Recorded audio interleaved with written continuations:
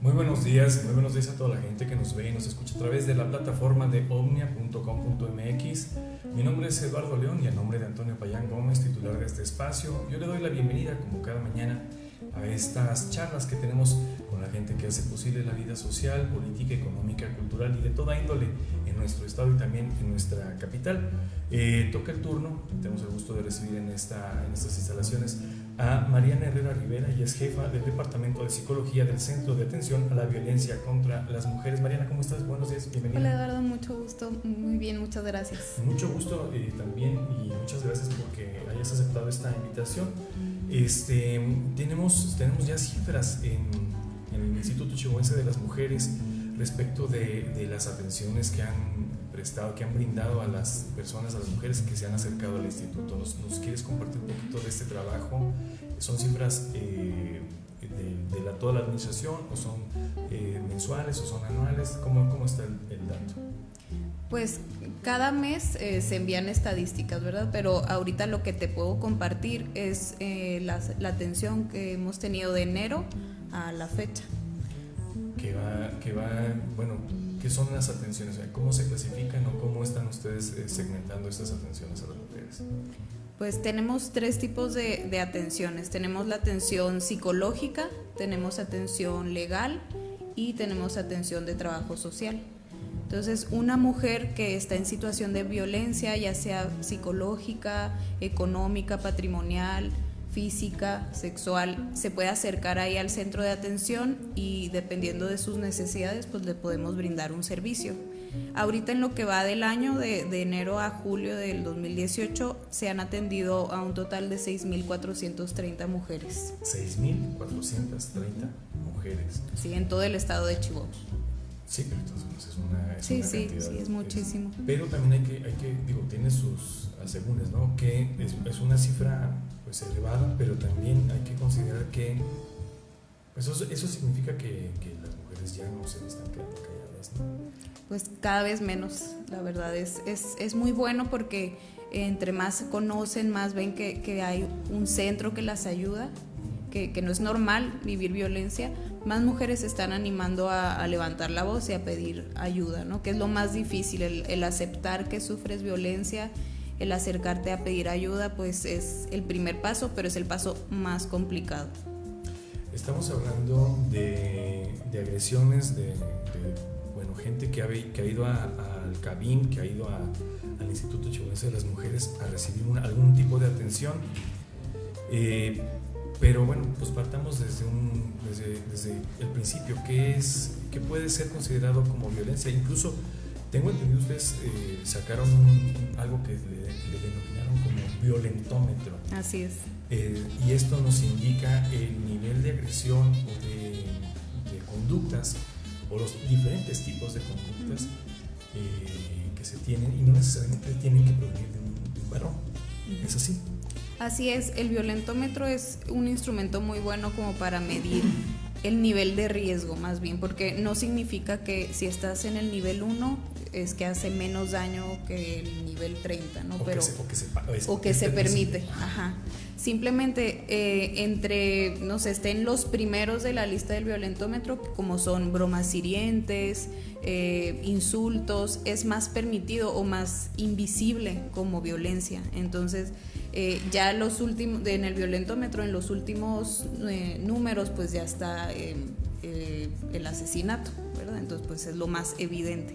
Pero entre los primeros pues está mucho la violencia psicológica, porque es la violencia que menos nos damos cuenta porque es más permitido, como los celos, el decir bromas ofensivas, el insultar, el ignorar, la ley del hielo, todo eso lo podemos ver más normal, pero es violencia y es un daño emocional que a la larga puede ser muchísimo más fuerte que una violencia física, porque el daño se va acumulando y el daño no se atiende, entonces las repercusiones son muy graves. ¿Nos hace falta hacer más visibles estas cosas?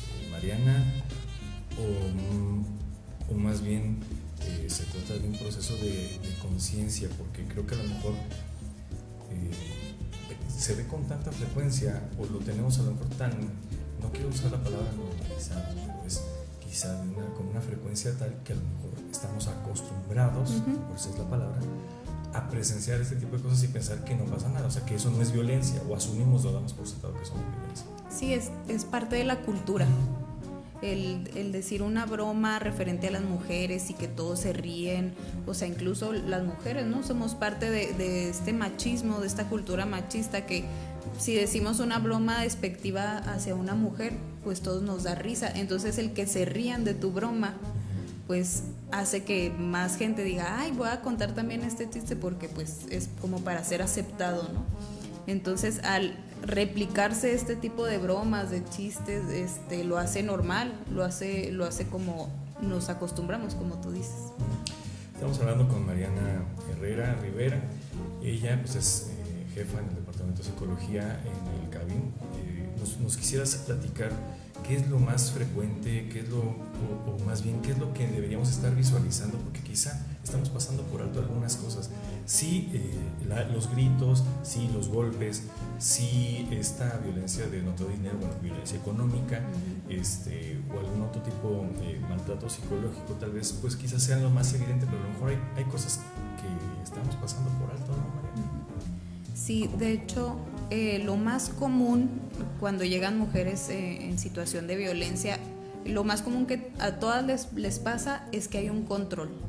Si la violencia es un ejercicio de control sobre otra persona. Subordinación obligada, una subordinación implícita, como no entiendo. Sí, por ejemplo, yo te controlo en cuanto a si sales con tus amigas, si puedes trabajar, te controlo si puedes ver a tu familia, te controlo tus redes sociales. Es un ejercicio de poder y control, pues, sobre una persona que tiene menos poder, una persona sumisa. ¿De qué? Bueno, qué bueno que utilizaste esa palabra. Es una persona sumisa, pero la sumisión no necesariamente tiene que significar debilidad. Por ello hay mujeres que sí, de alguna manera, pues dicen, ya estuvo suave, ¿no? Ya llegué hasta mi límite, y es entonces cuando van y te buscan en el CABIM, supongo. Sí. Supongo que también en estos, bueno, me comentabas antes de empezar esta charla que has trabajado en el instituto 4 años, no de forma continuada, te tomaste un tiempo fuera de aquí, sí, y regresaste, ya tienes 4 años trabajando en el instituto.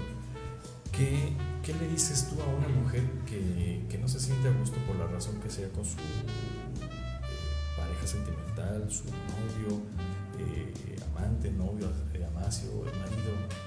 ¿Qué le dices tú a una mujer que se siente que algo no está bien, pero tampoco sabe diferenciar, tampoco sabe distinguir qué es bien a bien lo que ocurre?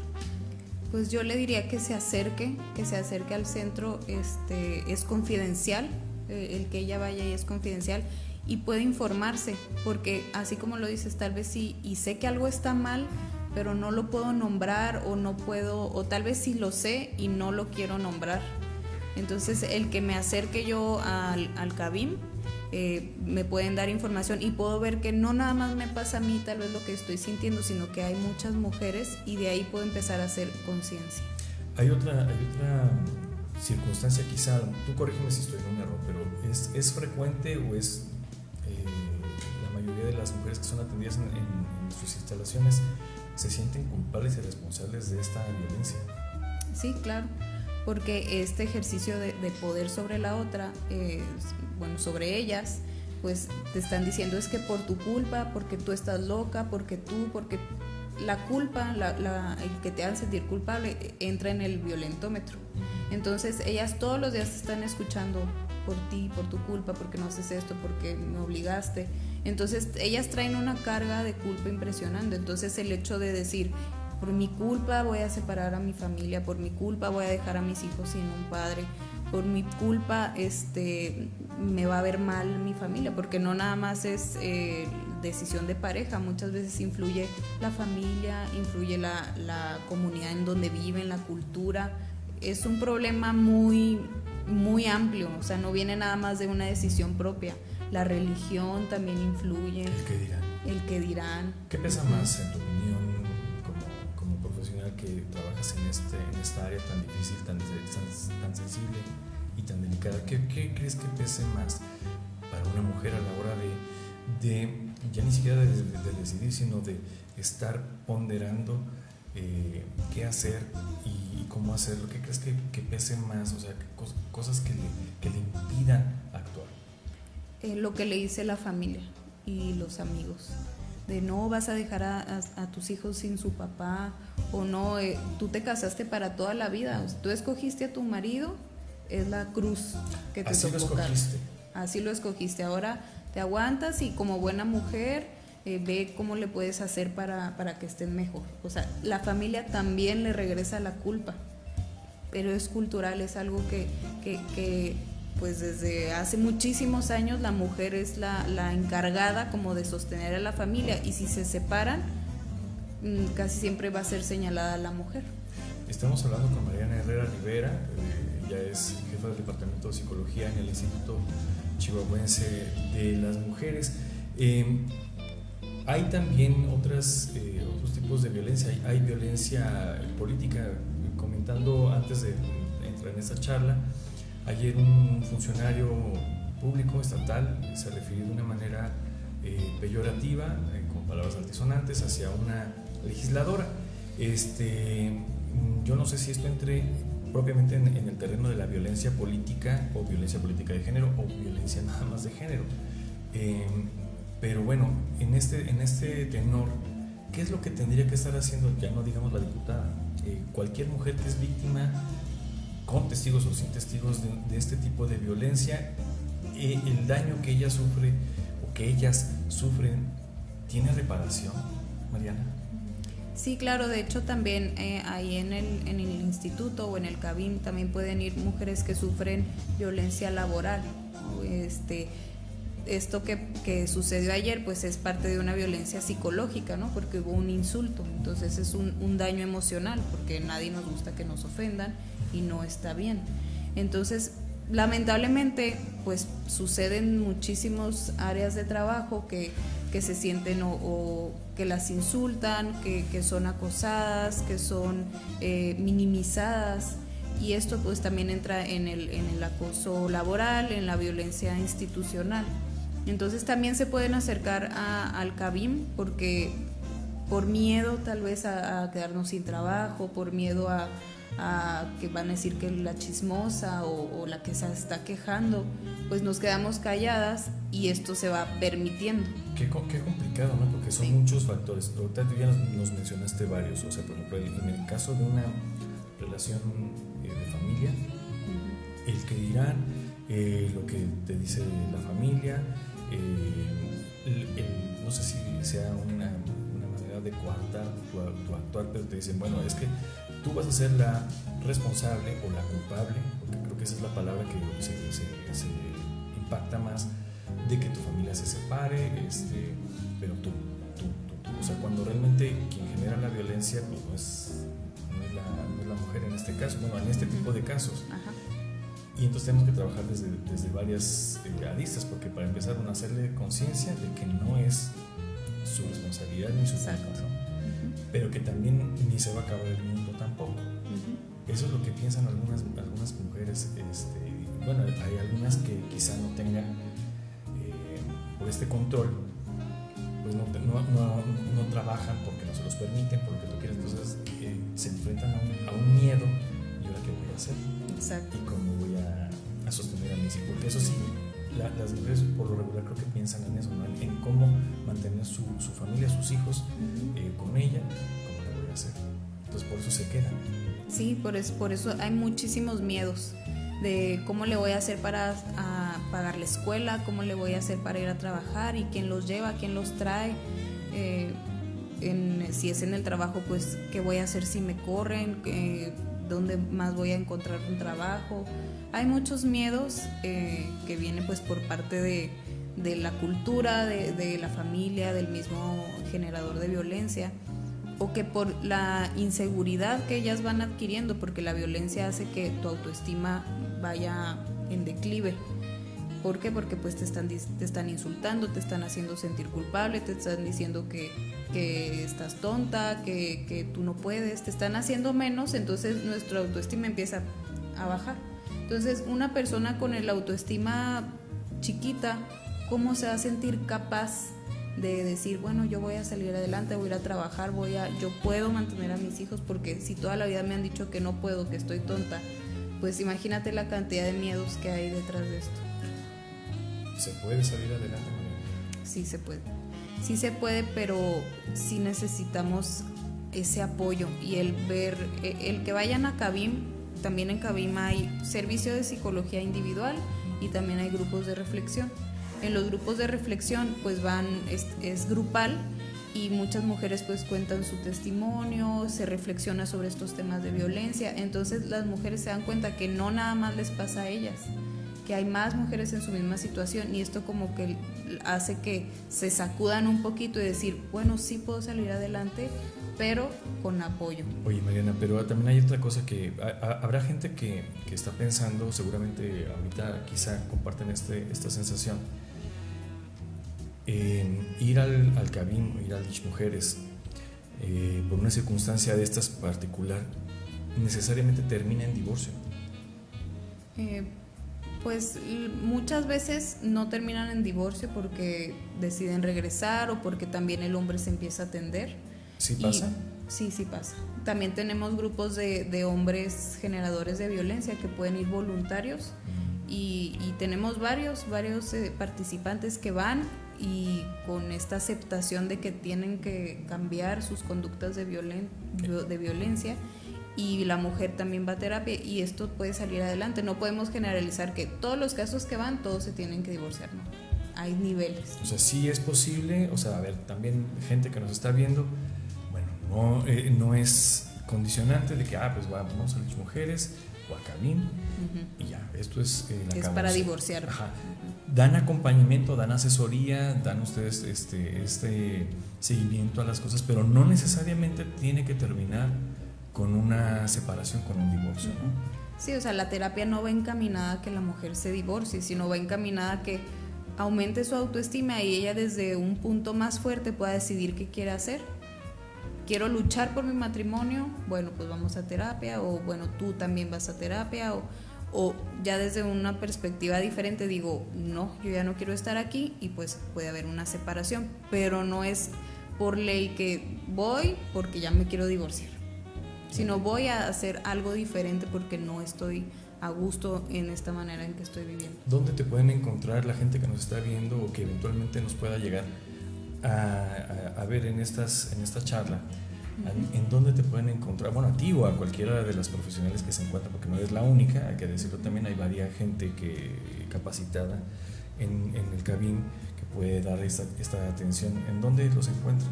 Estamos en la calle 35, número 1402, Colonia Obrera, entre Coronado y Degollado.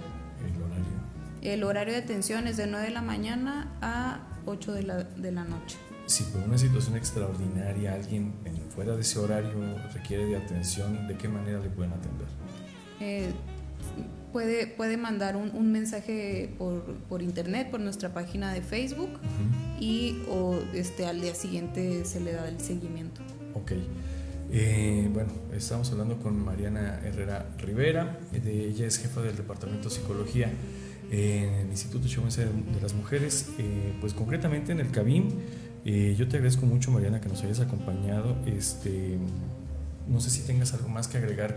Piensa muy bien en esto. Yo quisiera que la gente que nos está viendo, las mujeres que son víctimas o potencialmente víctimas de algún tipo de violencia, que te están escuchando, que te estuvieran viendo, ¿qué les podrías tú decir?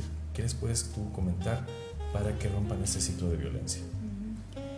Yo les quisiera comentar que esto que viven no es normal, no es algo que se tengan que aguantar y que decir, bueno, ya con esto tengo que cargar para el resto de mi vida. No, se puede vivir de una manera distinta y que den este primer paso. Ahí en el Cabim las recibimos muy bien, las atendemos para ver qué necesitan Y no porque vayan ya significa que ya se tienen que divorciar, significa que tengan que poner una demanda, significa que van a empezar a trabajar con ellas mismas, y que si ellas están bien, lo demás está bien. Entonces lo más importante son ellas. A veces se pueden dejar al final, ¿no? Primero los hijos, primero la familia, que se den esta oportunidad de atenderse primero ellas para ver cómo va cambiando su entorno positivamente.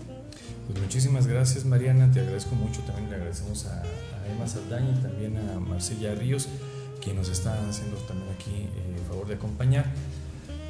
Comentarles a la gente que nos está viendo, nos está escuchando, que seguimos en estas charlas aquí en Omnia TV.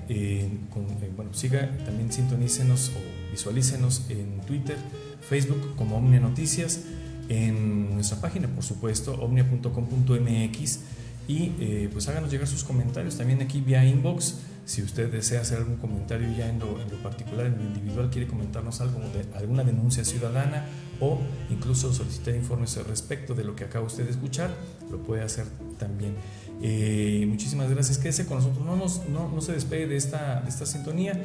Ya regresamos en unos breves instantes. Quédese con nosotros, vamos a platicar en un momento más con Daniel Olivas. Él es el director del Registro Público de la Propiedad y el Notariado aquí en el estado de Chihuahua. No se despegue de esta emisión, ya regresamos.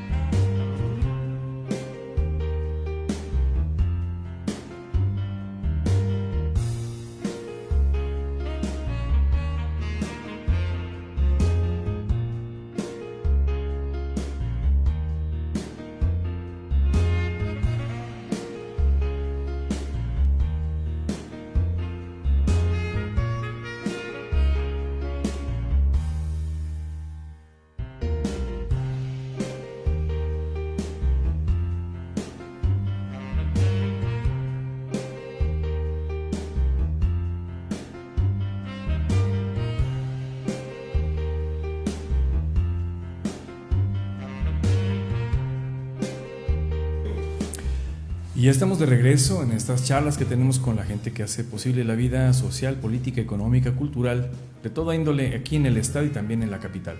Tenemos el gusto de recibir de nueva cuenta, ya casi es de casa, Daniel Olivas Gutiérrez. Él es el director del registro público de la propiedad y el notariado aquí en el estado de Chihuahua. Dani, ¿cómo estás? Daniel Olivas, bienvenido. ¿Qué tal, Eduardo? ¿Cómo estás? Muy bien. Qué gusto. Buenos días, gracias por la invitación, como bien dices, de nueva cuenta, y la verdad es de que siempre es un gusto venir aquí con ustedes, acompañarlos. Nunca te maltratamos. Así es, muchas gracias. Oye, viene ya septiembre, es el mes del testamento, ya estamos a escasos 15, 16 días de que empiece septiembre. ¿Qué es lo que pasa cada mes de septiembre, cada septiembre? ¿Por qué es el mes del testamento? ¿Qué es lo que van a hacer ustedes? ¿Y de qué manera los notarios del Estado se ponen guapos con la ciudadanía? Sí, mira, este programa que se conoce como Septiembre Mes del Testamento tiene aproximadamente 18 años funcionando. Uh-huh. En un principio, la Secretaría de Gobernación a nivel federal autoriza a los notarios a hacer un 50% en sus honorarios, incentivando a la gente a que acuda con el notario de su elección a dictar su testamento. La verdad es de que vienen muchos problemas jurídicos, muchos problemas legales cuando una persona fallece y no deja su disposición testamentaria, inclusive a veces hasta pleitos, ¿no? Y luego el testamento siempre tiene como cierto morbo, porque pues va relacionado con la muerte. Entonces mucha gente no tiene la cultura, o no tenemos la cultura de sí dejar un testamento, no porque tengamos muchas propiedades. Hay gentes que tenemos únicamente un inmueble, una casa, y vale la pena dejar un testamento sobre ese inmueble o sobre lo que nosotros consideramos importante para nuestros hijos, ¿verdad?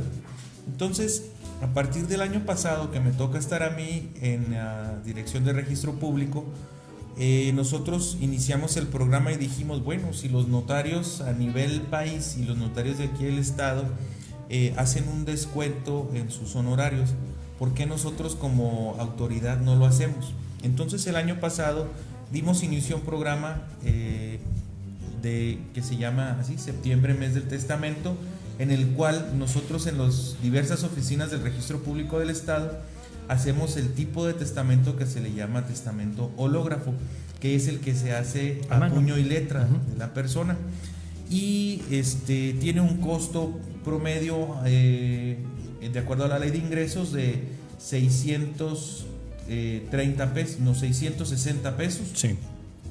Y ahora en el mes de septiembre, al igual que el año pasado, estamos nosotros haciendo la gestión para que también nuestro testamento tenga un 50% de descuento. 330 pesos. Y tengo que decir que el año pasado que iniciamos esta campaña, hubo tanto aumento de la elaboración de testamentos hológrafos como la elaboración de testamentos ante notario. Uh-huh. Mucha gente, y es libre, prefiere ir con un notario, del notario de su confianza, y van y lo hacen. Entonces, pues sí hubo un incremento notorio en el descuento, y sobre todo con la publicidad que nosotros queremos hacer.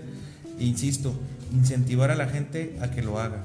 Y eso pues va a permear en que no dejan problemas a futuro.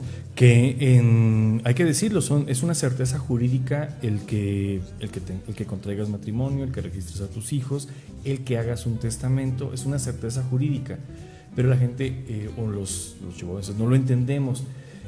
¿Nos puedes explicar en qué términos consiste esta certeza jurídica? Porque el término es muy técnico. Sí. Pero digo, los abogados lo entienden perfectamente, pero nosotros los de a pie, para que la gente entienda a qué se refiere, cuál es la certeza jurídica que nos da, en este caso particular, el testamento. Bueno, en otras palabras, lo que nos da a nosotros es la seguridad de que cuando nuestros seres queridos lleguen a fallecer, pues evitar problemas familiares. En alguna ocasión, cuando estuve yo como litigante, me tocó ver un expediente de, pues no sé, yo creo que de, 2,000, 3,000 hojas. Uh-huh. Y era el tercer tomo. Entonces estaba en un juzgado y me llamó mucho la atención ese expediente porque era un expediente de 1986. Estoy hablando que esto lo vi en el 2015. Ok. Entonces le pregunté a la abogada y le dije, oiga abogada, le digo, ¿de qué asunto se trata? Le digo, me llama la atención un expediente con tantos años y tan grueso. Y luego me dice, están peleándose ya no los hijos, sino los bisnietos de un señor que no dejó testamento y tenía una serie de bienes, me imagino que bienes importantes, si no, no estarían peleando, pero tenía 30 años ese litigio. Entonces, si en aquel entonces este señor hubiera dictado su testamento, hubiera hecho su testamento, ya sea, como digo, en la oficina registral o con el notario de su elección, te aseguro que se evitarían un problema futuro. Entonces, en ese sentido, nosotros invitamos a la gente, en algunas ocasiones familiares me han dicho, le digo, oiga, tío, le digo, ¿y por qué no hace su testamento?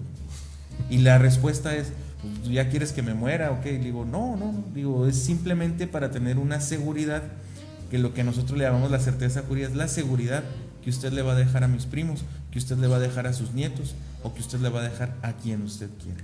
Exactamente, y que no es otra cosa sino su voluntad de a quién quiere dejarle algo. Así es. Y asegurarse de que así sea, pero legalmente. Estamos hablando con Daniel Olivas, él es el director del Registro Público de la Propiedad y el Notariado. Sí, es el Notariado, el Registro Público de la Propiedad nada más. Registro Público de la Propiedad y del Notariado. Y del Notariado. Así es. Daniel, estamos hablando de que cuando alguien dice, no, es que murió intestado, es que no hizo su testamento. Así es. Y eso no nada más es para evitar problemas con los familiares, también, por ejemplo, una propiedad que no está debidamente acreditada como propiedad de alguien, valga la redundancia, no la puedes vender, ni puedes hacer algunos trámites en tanto que no se resuelve esta parte, ¿no? Así es. Mira, nosotros ahí cuando van las personas, como bien dices, nos han tocado algunas personas que han ido a los registros públicos, a las distintas oficinas, dicen, oiga, licenciado, quiero dejar mi casa a mi hija. Quiero dejar mi casa, entonces quiero hacer mi testamento y quiero dejarle mi casa. Nosotros hacemos una investigación previa para determinar primero si la casa es de la señora como ella dice o no. En algunas ocasiones resulta de que la persona no es la legítima propietaria, no tiene la escritura pública o el título municipal que corresponda. Entonces le decimos, oiga, bueno, es ya una vez dada la asesoría, lo que le proponemos nosotros, en vez de hacer su testamento, ¿por qué no regulariza primero su inmueble? Y a partir de ahí, le digo, usted puede hacer su testamento. Entonces, en algunas ocasiones tiene que hacerse mediante un juicio, a veces son prescripciones, a veces corresponde a una propiedad municipal y tiene que otorgarse por medio de un título o título de gobierno o incluso son propiedades ejidales. Va a depender mucho de dónde se encuentra el inmueble, pero nosotros, digo, es parte de la asesoría y no es de que le digamos una negativa a la señora, le decimos, si usted quiere dictar su testamento, lo puede hacer, pero sugerimos que usted primero arregle su escritura. Lo ponga, de manera ya, legalmente hablando, ya regular su situación y entonces sí ya puede hacer porque de todas formas, si no arregla esto, aunque deje el testamento, va a dejar un problema. Sí va a dejar un problema porque no está dentro de su patrimonio. Exacto. Es poseedora pero no tiene su patrimonio. Y es muy complicado en esto de los bienes. Se puede hacer testamento sobre una propiedad, no sé cómo, seguramente tú tendrás el término correcto, cuando se hace una propiedad familiar se consolida, no me acuerdo cómo es el término. Patrimonio familiar. Patrimonio familiar. ¿Es posible hacer un legado con base en un bien que está constituido de esta forma? Sí puede otorgarse el testamento y puede entrar dentro del testamento una propiedad. Realmente el patrimonio familiar es para garantizar precisamente el bienestar de los hijos. Ahora, para nosotros constituir el patrimonio familiar ahí en el registro, el inmueble que va a constituirse no debe tener ningún gravamen. Digo, hay que decir, sí, en alguna ocasión llegó una persona diciéndome, oiga, quiero constituir mi casa al patrimonio familiar y tenía una hipoteca, entonces le digo, oiga, no se puede, le digo, una vez constituido el patrimonio familiar, pues nosotros vamos a estar en estado de indefensión a la autoridad financiera, al que le dio el préstamo de la hipoteca. Sí. Entonces, tiene que estar libre de gravamen, se constituye patrimonio familiar, pero puede entrar dentro del testamento. Ahora, a la hora de que, suponiendo que está la casa en patrimonio familiar, el padre fallece, el testador, y lo deja a uno de sus hijos, él tendría que arreglar y acreditar que ya no es necesario el patrimonio familiar, porque al igual que se constituye a petición de parte, se cancela a petición de parte. Es común cancelar un patrimonio familiar, por ejemplo, cuando los hijos ya se casaron, cuando ya no hay una necesidad latente de tener personas que estén bajo la manutención de uno, entonces o que compra otra casa la persona. Así es. Y si ya tengo 2 casas, entonces ya puede garantizar más la seguridad para su familia que estándolo con una sola. Estamos hablando con Daniel Olivas, él es el director del Registro Público de la Propiedad. Te manda saludos Ricardo Perea García, saludos al director Olivas. Muchos saludos, Richard. Un gran trabajo al frente del Registro Público de la Propiedad. Ha de querer algo ese señor, y yo te sugeriría que escogieras mejor a tus amistades, pero bueno. No, un saludo a Ricardo Perea. Un saludo a Ricardo Perea, amigo, te mandamos un fuerte abrazo. Y bueno, estamos hablando del mes del testamento. Empezamos el 1 de septiembre, termina el 30 de septiembre. Sí. Todos los notarios se ponen la del Puebla, dicen por ahí coloquialmente. Así al 50, ¿Al 50 todos? 50% en sus honorarios, sí. En sus honorarios, que cada notario tiene sus tarifas. No, es una tarifa única. Ok. Sí, hay un arancel. Hay un arancel sí. De los trámites notariales. Cuando varían los trámites de cobro es cuando varían por ejemplo, los valores de los inmuebles. Un inmueble de 100,000 pesos no vas a pagar lo mismo que un notario que uno de 1,000,000 de pesos.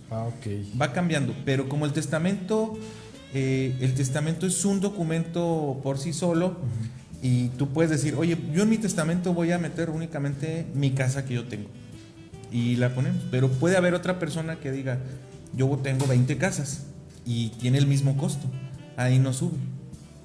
O sea, es un estándar el costo del...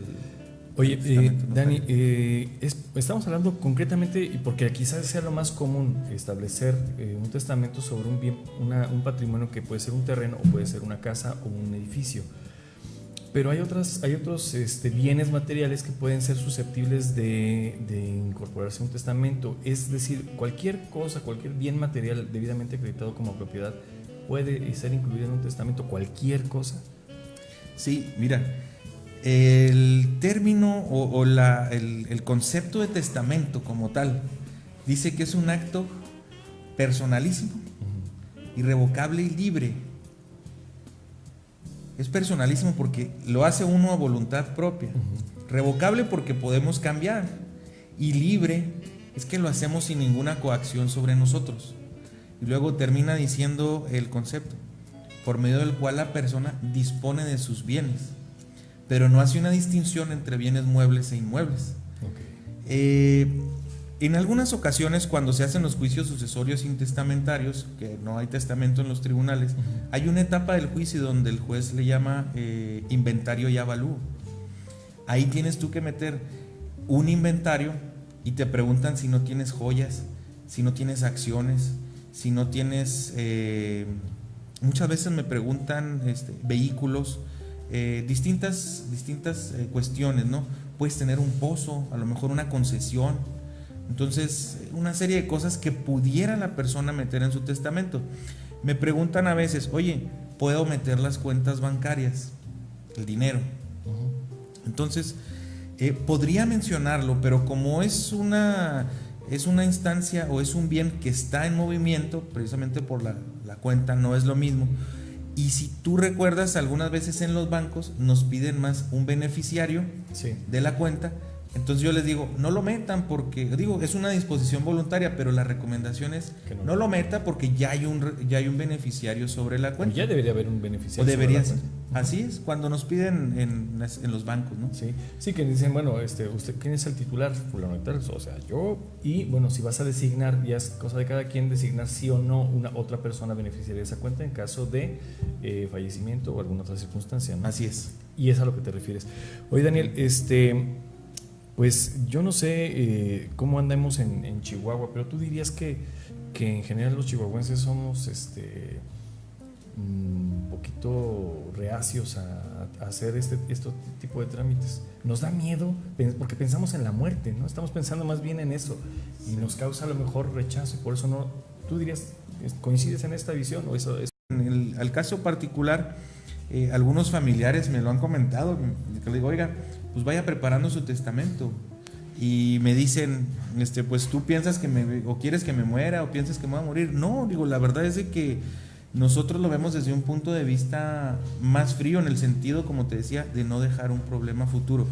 Pero aquí en Chihuahua, creo yo que sí, la gente, como este programa, te digo, sí tiene algunos años, sí aumenta el número de personas que van y dictan su testamento. Y creo que vale la pena decir, en algunas ocasiones la gente creía y se han acercado y me han dicho que únicamente en septiembre se puede hacer el testamento. Entonces no, lo cual es totalmente falso. Es falso. El testamento se puede hacer cualquier día a cualquier hora. Bueno, 10 hábiles en horario de oficina de gobierno, ¿no? Mira, la verdad es que por ejemplo en la función notarial, si nosotros llegamos a tener una persona que está muy malita en algún centro, en un hospital, y quiere dictar su testamento, el notario, y le mandan a hablar, tiene la obligación de ir a escucharlo, sea a la hora que sea, sea cuando sea, porque la persona se siente a lo mejor que ya va a fallecer. Exacto.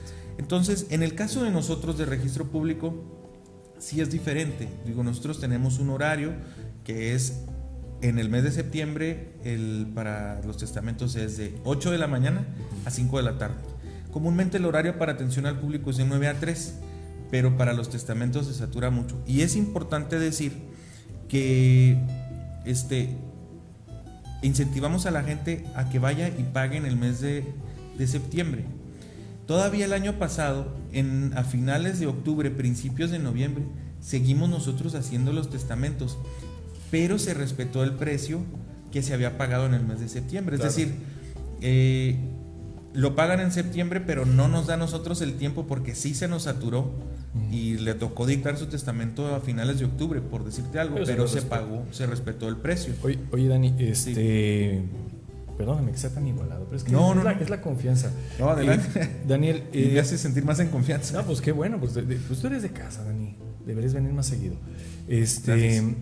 Hablando de esto precisamente del testamento hológrafo, hay gente que no sabemos a qué se refiere. Ya lo comentabas tú al principio, se lo recordamos a la gente que nos está viendo. Es el que se hace de puño y letra, pero hay gente allí de tu personal que asesora a las personas, o es la gente, la propia persona la que lo escribe, y nada más le dicen, bueno, tiene que escribirlo con estos términos. ¿Cómo está el tema ahí, Dani? Nosotros lo vamos instruyendo a la persona y se le van haciendo ciertas recomendaciones, decirle, oiga, primero piense muy bien qué es lo que tiene, qué es lo que quiere dejar y a quién se lo quiere dejar. Todavía no lo escriba, porque esto es de su puño y letra. Entonces ya la pensó, o tráigase un borradorcito, tráigase un borrador ahí con apuntes, y luego ya aquí lo hace ya, pero para que no tenga errores. Vamos a decir que si una persona hace su testamento y ya está terminando la hoja o las 2 hojas que lo hizo a mano, y al último, sí, mejor no, y vuelve a empezar, no puede tener error, no puede tener ninguna borrón, ni enmendadura, ni nada. No, porque debe de estar, es inválido, ¿no? Es inválido. Entonces, como es de puño y letra, nosotros lo que sí les vamos pidiendo es de que lo vayan pensando muy bien, previo a que vayan y lo dicten. Igual no los presionamos, sí se les va asesorando un poco en cuanto a la redacción, en el sentido de que quede entendible. ¿Los términos jurídicos o cómo? Realmente lo hacen muy libre, o sea, nada más decir, oiga... Pero es válido hacerlo con lenguaje coloquial, es válido. Sí, es completamente válido. Esa es la disposición de la persona. Entonces, lo que vamos diciendo nosotros, decir, que a veces, por ejemplo, pudiera decir en una redacción que le deja cierto inmueble una señora a su hija, y luego continúa diciendo, y a mi otra hija también la quiero mucho, pero pues a ella no le digo, eso no lo ponga. Tenemos que ser un poquito más fríos. Aunque si usted lo quiere poner, digo, es una decisión voluntaria, pero no sé si me explico. Sí, o sea, como a lo mejor siente el sentido de culpa y decir, oye, nomás le dejé a mi hija, y a la otra también la quiero, pero no le dejé nada. Hay quien lo pone y nos ha tocado verlo, entonces nosotros no intervenimos mucho en eso. Sí les sugerimos antes y les decimos, oiga, hay que ser muy claros nada más, póngale lo que quiera, pero hay que ser muy claro en los bienes. Y en ese sentido, Dani, yo creo que también el sentir y el pensamiento de mucha gente o de alguna gente que nos pudiera estar viendo ahorita en este momento es que si un bien mueble, es posible dejárselo a más de una persona y si eso no complica a veces un poquito las cosas. Sí se puede. Y digo, puede ser tanto ahí con nosotros como con los notarios. En algunas ocasiones la persona hace una redacción muy salomónica y dice, dejo a mis hijos el inmueble que se ubica en la calle 10ª, número 2404, por partes iguales, y no se mete en problemas. Entonces es válido. Si son, o sea, ¿y cómo se reparte ahí? ¿Se vende el patrimonio y se reparte? ¿O cuál sería la dinámica ahí? Si son 2 hijos sería 50 y 50. Si no son 10, es el 10% del valor del inmueble para cada uno de ellos. Aún con eso, nosotros tendríamos que hacer un procedimiento, ya sea judicial o extrajudicial, que es con el notario, que sería ahora al revés de lo que platicamos ahorita, sería un juicio testamentario. Ok. Entonces, el testamentario es dar la validez al testamento ante la autoridad que corresponda. Comúnmente se hace con el notario que dictó el testamento en su caso. A mí me ha tocado o me tocó llevar algunos trámites de juicios testamentarios de testamentos hológrafos.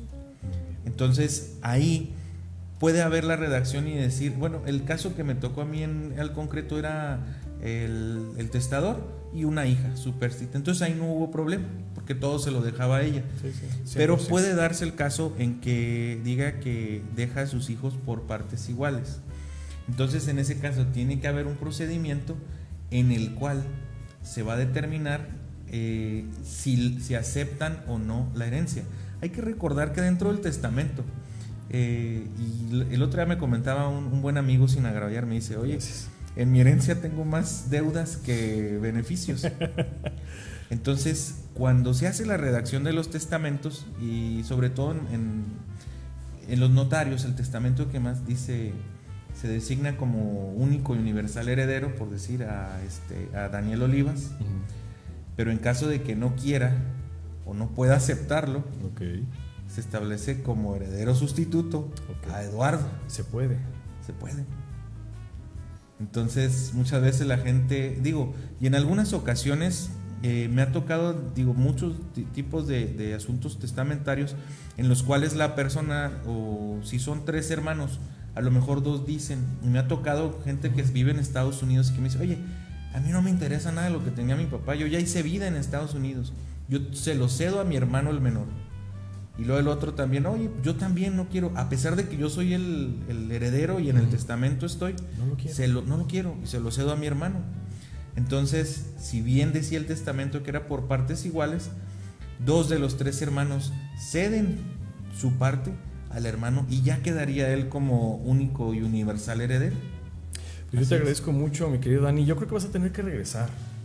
Si no con te mucho molesta, por ahí del inicios de septiembre, si no te molesta, podemos volver a platicar de este tema y de todas estas particularidades que envuelven o que rodean al testamento. Recuérdelo usted, en septiembre, mes del testamento, puede hacerlo de manera hológrafa en el registro público. Ahí, pues habrá personal capacitado para que le asesore, para que le diga cómo, en qué términos, y el costo nada más por ahí es de 330 pesos. 330 pesos. Únicamente durante septiembre, ¿sí? Sí. Si ustedes ya en algún momento pues no pueden darse abasto, porque esperemos que la gente se determine a hacer su testamento, que sea por esa circunstancia, lo atenderán extemporáneamente, pero respetándole el precio, ¿no? Así es.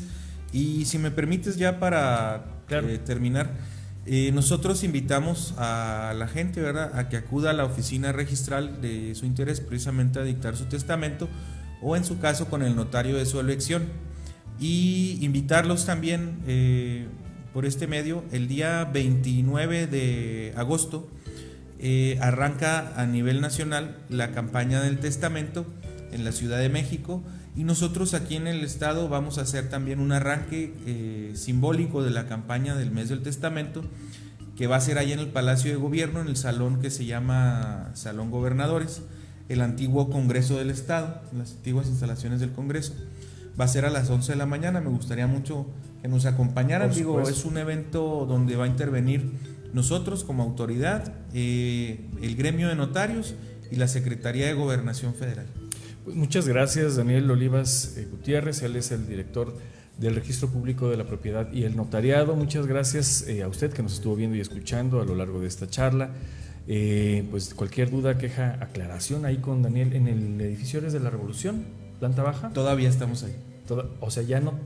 Pues, ¿qué tanto te falta para cambiar? Es de la Venustiano Carranza a la Vicente Guerrero, ¿qué te falta? La verdad es de que la obra ha ido un poco lenta. Ok. Sí, y eso es lo que nos falta. Pero ya hiciste tus maletas. Ya estamos todos listos, nada más que no nos podemos meter, todavía no están listas las instalaciones nuevas. Por lo pronto están en Venustiano Carranza y Escorza, en la planta baja, en el edificio Héroes de la Revolución. Pregunte por Daniel Oliva, seguramente pues le atenderá con mucho gusto, y si no está él, bueno, cualquier otra persona, si no está disponible, cualquier otra persona lo puede recibir. Muchas gracias, Dani. Gracias a ustedes. Muchísimas gracias también a usted que nos vio y nos escuchó. Mi nombre es Eduardo León, a nombre de Antonio Payán Gómez, titular de este espacio. Le agradezco, le invito a que se quede con nosotros. Seguimos también en la programación de Omnia TV. Síganos en redes sociales, Twitter y Facebook como Omnia Noticias, en Instagram como Imágenes Omnia. Pues hoy ya es miércoles 15 de agosto, Nuestra Señora de la Luz para algunos. Pues que pase un excelente miércoles y nos vemos mañana en punto a las 9 de la mañana. Le deseo que tenga un excelente miércoles.